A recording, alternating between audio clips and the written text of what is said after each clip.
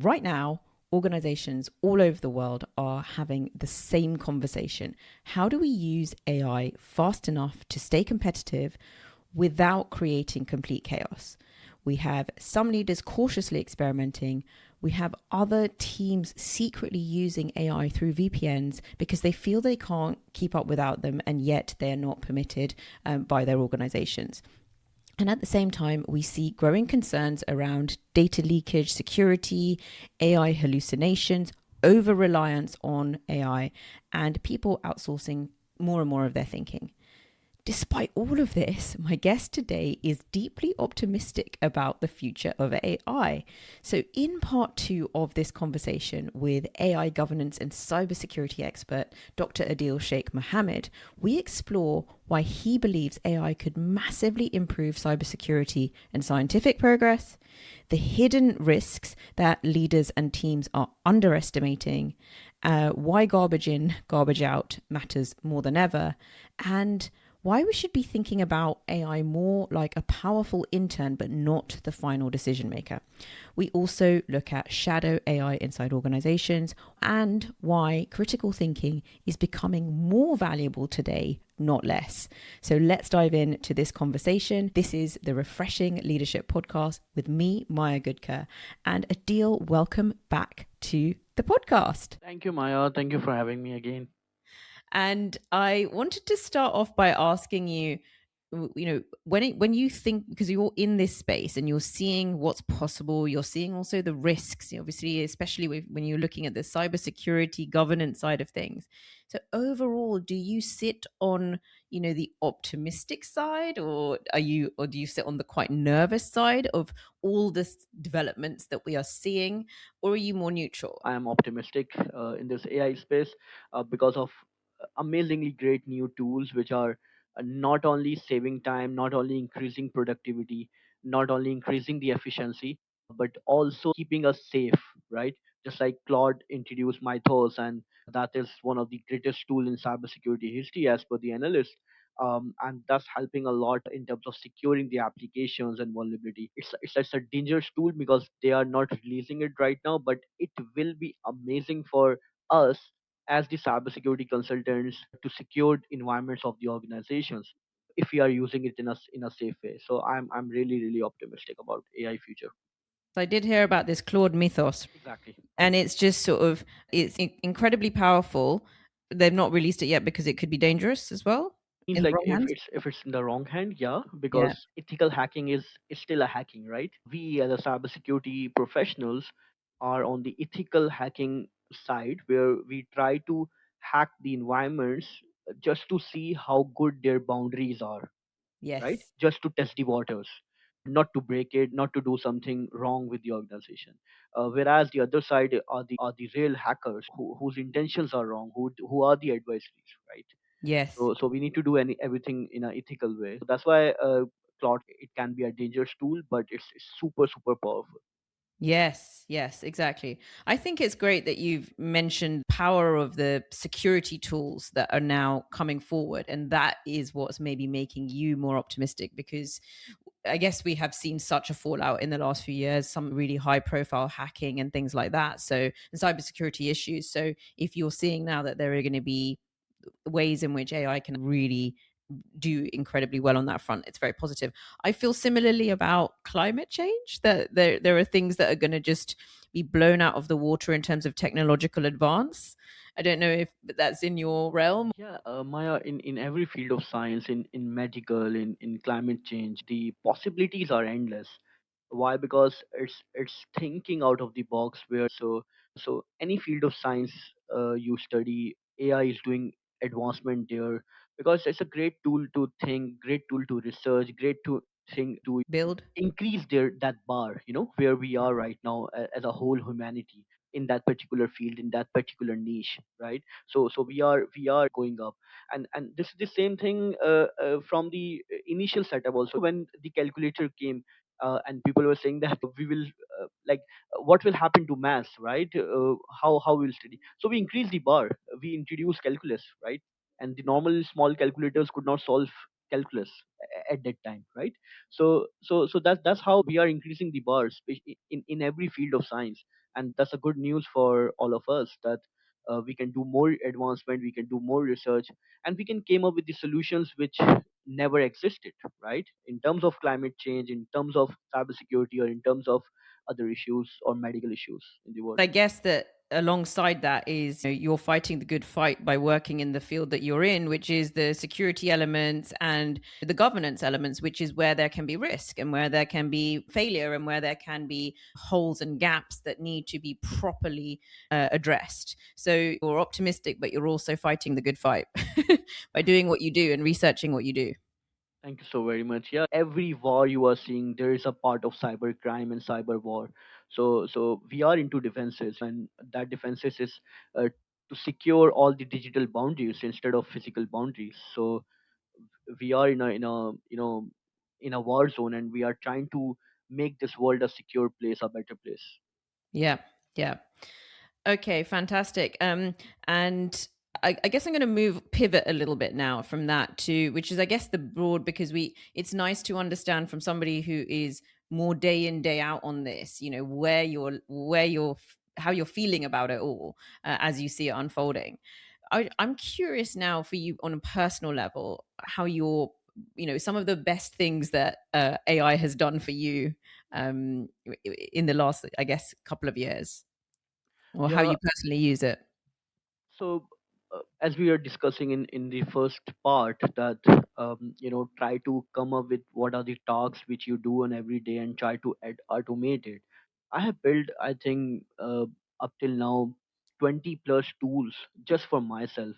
You know, small extensions of Chrome, from small applications which are just for my my PC or my MacBook, which are like, which are helping me out, so like as I said, that it's not only about replacing first drafts or manual summaries or repetitive writings. um, it can give you beyond that. So build the use case.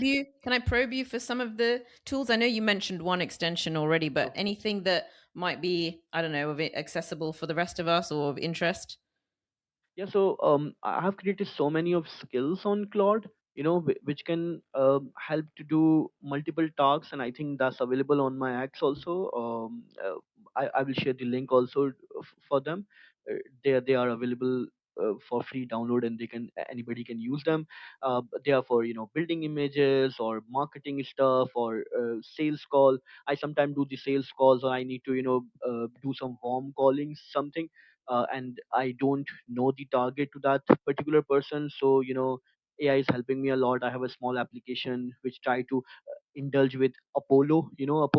Apollo is a very good sales tool, which try to get the information out of LinkedIn and others. Then I use Dripify a lot, so it automate that also. Then I already created my digital twin using HeyGen. So like, for these type of social media contacts and small videos and all that stuff.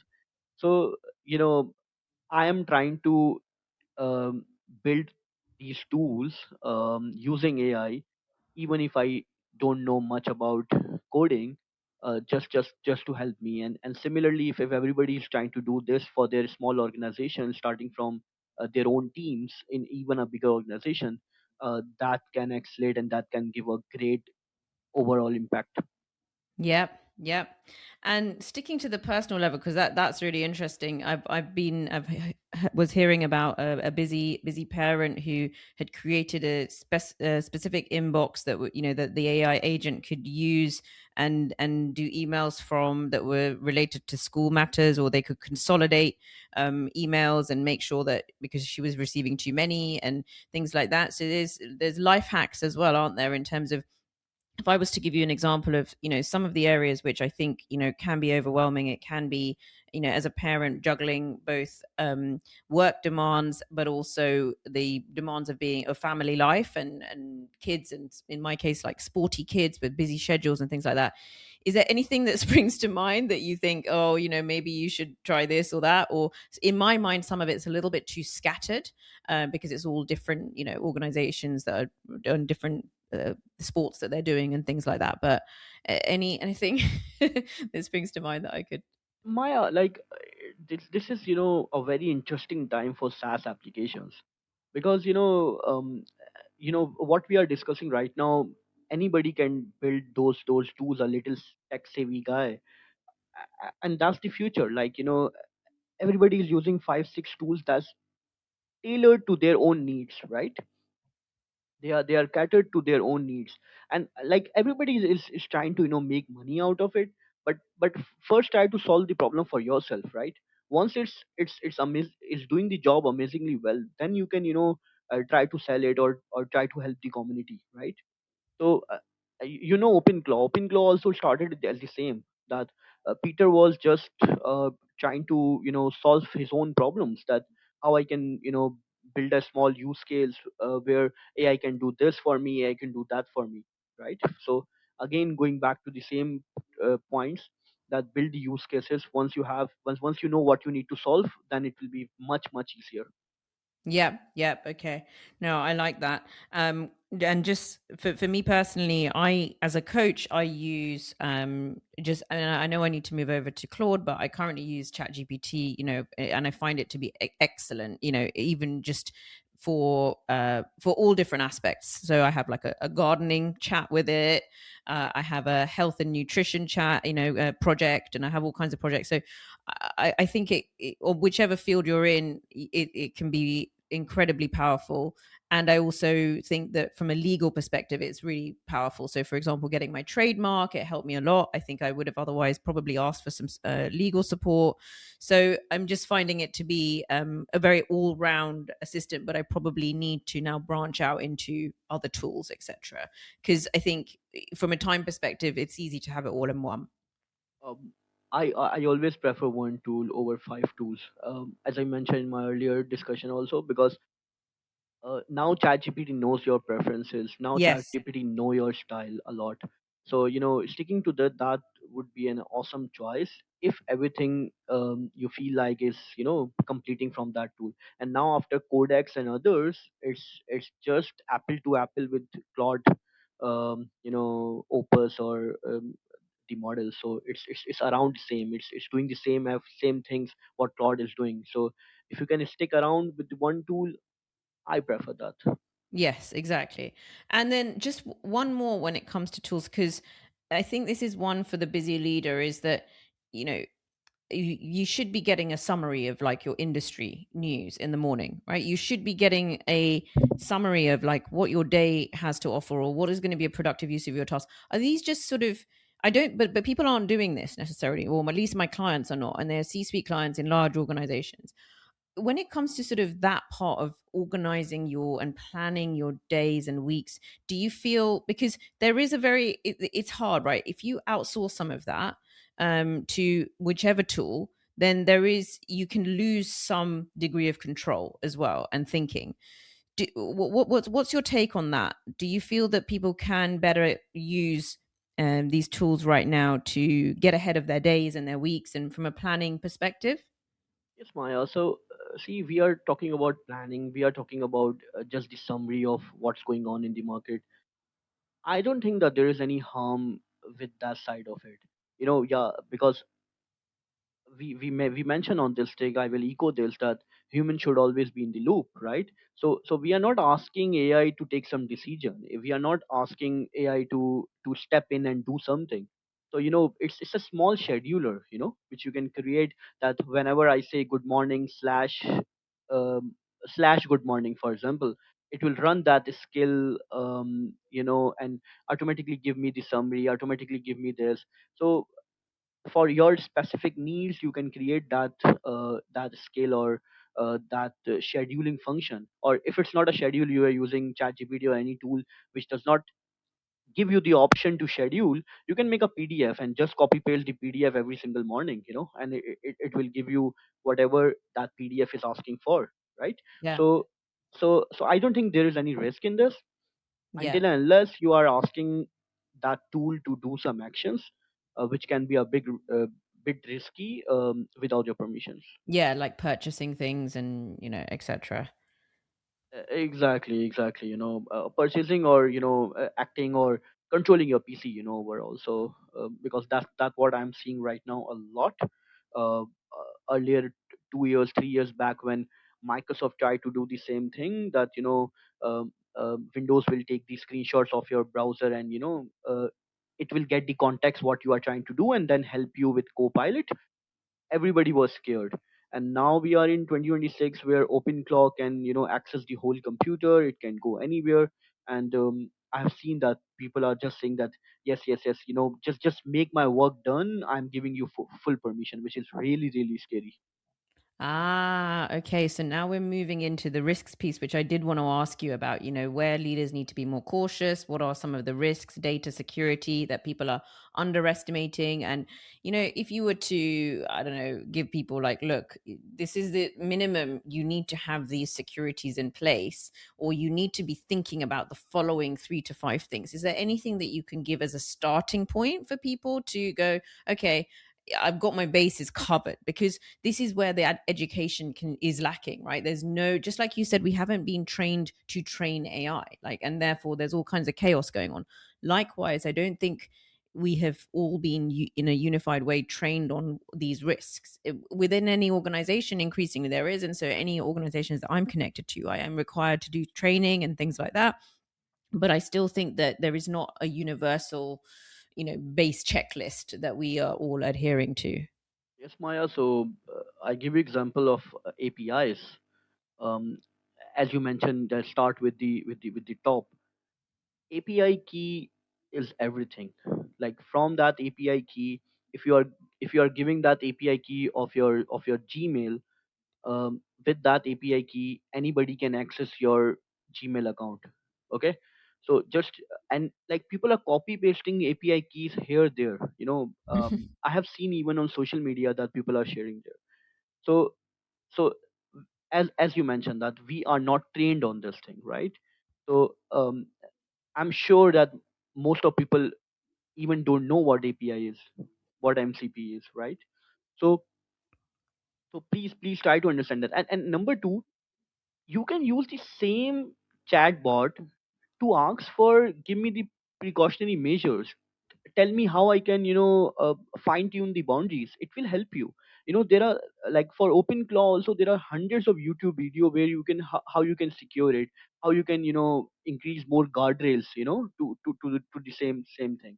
Whereas overall top risk I can mention, first is the data leakage, which is again Data we are leakage, yeah. discussing. Yeah, sensitive information pasted into these tools. Second is the hallucinations, confident but incorrect outputs. That's happening a lot. And over reliance, where you are delegating your thinking also. Like, every email you are copy pasting, or you are giving the access and asking ChatGPT to reply, right? And from the cybersecurity angle, we should define that what data is allowed, where validation is needed. So AI is basically equals to powerful, but not accountable, right? I always give this example that in cybersecurity, if a AI has taken a decision in the morning, there will be blame game, right? The SOC manager will shout, the cybersecurity manager will shout that who has taken the decision, and there is no one to take the blame, right? So just AI, like a smart intern, but not the decision maker. Oh, love that. Love that. Yeah, you've got somebody with, like all of the degrees, right? They've got like their MIT degree, but they have not necessarily got the life experience yet, and therefore they're like an intern in many ways. I think that's a really good way of thinking about it.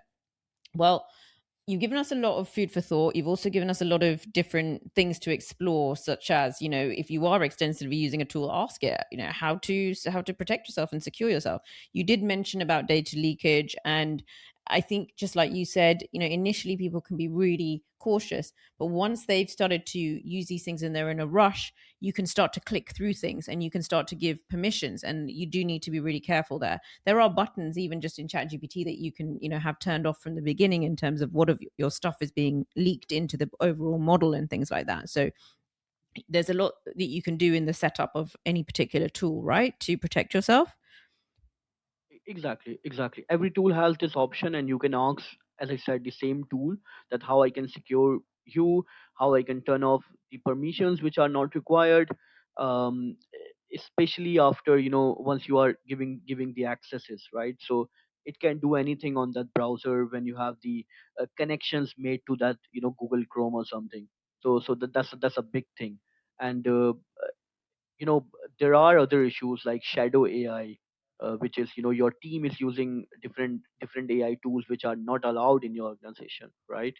So so but the major business impact is you know the data leakage, which can be lead to IP leakage, which you were discussing about trademarks and all, which can lead to, client confidentially breaches, right? Which can cause some regulatory exposures, including the GDPR or NCA or, SAMA or NIST frameworks and ISOs. Mm. So, based on what you're saying, I think it's worth investing time upfront on any tool to get yourself set up, as confidently as you can, and or taking time out once you've started to use a tool intensively to make sure that you've just, you've gone through that checklist and you've spent time with that. That's probably more on a personal level. And I know organizations are really, hot on this stuff, and that they will have their own internal procedures about what's even allowed, and things that block things. But that's really helpful. I just want to make sure before we wrap up that there's nothing else that I haven't asked you that I feel is important. Um, we asked about, okay, yeah, just at a team level, you've given a couple of examples already, but where there might be some resistance, or just inability to engage with AI, or sort of difficulties there. Any tips that you've got there about how to sort of bring everyone on board? It could be an age related thing where people really struggle, or they kind of see themselves as like, look, that's for the others but not for me. I'm on kind of in the final stages of my career. Anything around that you feel you could add? Again, training and awareness. Yeah. So, if organization does not depend on that training and awareness part, they are missing out. Try to explain, try to, like, everybody need to learn. So instead of firing them, just train them on AI, and, ask them to do 2x, 3x, 4x of what they are currently doing, right? So that will help, and they will be onboarded, right? From the prompt engineering to the basics, to, what they can do, what they cannot do. Just a small awareness sessions, experts like you, experts like us, just call for 1 hour, um, just to train their employees, just to have the awareness going on, that, what they can do, what they cannot do, and what are the side effects, um, what it can do, right? Like OpenClaw bought $4,000 of worth of courses for the owner just to explain him how business work. Was that a mistake, or was that Yeah, yeah, like it really bought, and, the guy was saying that there was no even refund policies for those courses which he bought. that's so funny. And with that, do you feel that there is enough proper training going on currently inside organizations that you're encountering? No, obviously not. Yeah. That's why there is this AI shadow, right? Like, people are trying to use different AI tools, and I know some organizations very near to me, they are using other AI, that the employees are using other AI tools using VPNs. My gosh. If they are not allowed in the organization, so they, like, it's like oxygen, they cannot live without that tool. That's fascinating. So on that one, is it a case of organizations naturally, because they're large and they have risk, they are moving relatively slowly on some of this, and yet the individuals, if you've got the kind of early adopters, they know that their jobs can be done more quickly, they're therefore using other tools? Is that the dilemma that's going on? um so it's both. They are using for their personal stuff, and they are sometimes literally using, basically, the DLP, the data loss prevention, is taking place, no? So, like, there was a study which was saying around 60 to 70% of all the contracts are copy pasted to these LLMs. Just imagine. So it's a big number to digest, like, because we don't understand the nitty gritties of those legal agreements and contracts, right? So we are just copy pasting into ChatGPT and asking, what need to be flagged, and what I need to ask to replace. Wow. Okay. So there's going to be a real push and pull here, right? Because the organization needs to be, protect itself and things like that. But at the same time, individuals are also wanting to extract the value from the right tools, and that they know that their job can be done more quickly. So that is a real tension that needs to be addressed 100%. continuously. And Exactly. good training can do that, but also there's going to be need to be some more widespread stuff at the leadership level that really manages that. There are I'm quite, simulations also. Sorry, yeah, Maya, sorry to yeah, interrupt. There are simulations also which can help. Like you will get an email or something to just push that employee to upload something. On that, and then giving the consequences that what can happen to his life, right? So yes. so there are some simulations, some in a you know in a gameplay type stuff. But again, you have to contact the professionals who can do this for your Yeah. organization. Yeah. Okay. It's coming. It's coming, I guess. Okay. So I'm really conscious of your time, and we've had two fascinating conversations. You've clearly got so much knowledge to share. If people want to find out more about what you do, and what you're, I don't know, saying about these topics, where's the best place to find you, Adil? They can find me on LinkedIn. Otherwise, they can go to adil.solutions for more information. And when do you share content on LinkedIn? Do you have a? Not much, but I, Mhm. I try to do something. But as I said, adil.solution is still the right place. Okay. That's my website. That is showcasing Adil Solutions LLC, also my legal entity. So all the information will be there, and you can redirect it to LinkedIn also from there. Brilliant. Okay. So, people can see what you actually have to offer in terms of, the ways that you are working with teams at present on that Sure, side. sure, sure, sure, Yeah. Amaya. Thank you. That's great. That's fantastic. Well, thank you so much. I have learned loads, and I've really enjoyed these conversations. So I really appreciate your time today, Adil. Thank you so very much, Maya, for giving me this platform. This is one of the greatest podcasts I have ever listened. So, really, really, you know, awesome. And thanks a lot for your time. Oh, that's great to hear. And thank you all for listening. If you know somebody that has been struggling with these ideas or that wants to know more about these, please send them a copy of a link to these episodes. It costs nothing, and it could completely transform their productivity over the next few years. So thank you all for listening, and I look forward to connecting with you next time. Bye bye.